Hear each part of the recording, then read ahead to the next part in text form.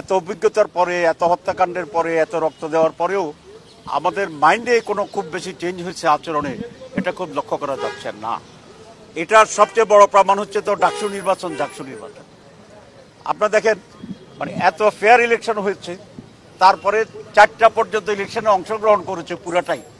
যখন দেখছে যে হেরে যাবে, তখনই বলতেছে ইলেকশন মানি না, এটা বয়কট করলাম। এবং ঢাকা বিশ্ববিদ্যালয়ের চতুর্দিকে হাজার হাজার লোককে জড়ো করা হয়েছিল। তো এটা তো বোঝা যায় যে ফেয়ার ইলেকশন তারা পছন্দ করছে না। জাকসু নির্বাচনে যে নাটক হয়েছে 48 ঘন্টারও বেশি সময় ধরে রেজাল্ট দেওয়ার ক্ষেত্রে তারা সেখানে গড়িমসি করেছিল। আমি নিজে ইনভলভ ছিলাম 2টা নির্বাচন, বাইরে থেকে অবজারভেশনে, সুপারভিশনে এবং সেইভাবে দেখার জন্য। তো I follow the whole process from A to Z from outside.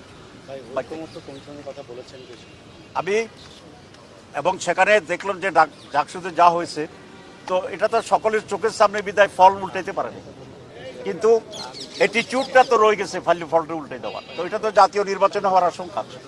তো সে কারণে আমরা বলেছি যে পিআর সিস্টেম যদি হয়, সেখানে এককভাবে কোনো ক্যান্ডিডেট থাকবে না কোনো এলাকায়, এবং সে একাই কেন্দ্র দখল করার ইন্টারেস্ট হারিয়ে ফেলবে, টাকা দিয়ে কেন্দ্র হারিয়ে ফেলবে।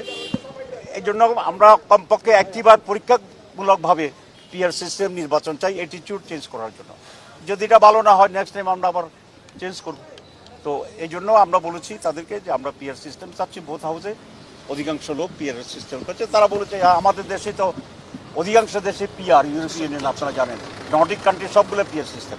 তো তারা এটা সহজে বুঝছে এবং বলছে ইয়েস উই অ্যাপ্রিসিয়েট।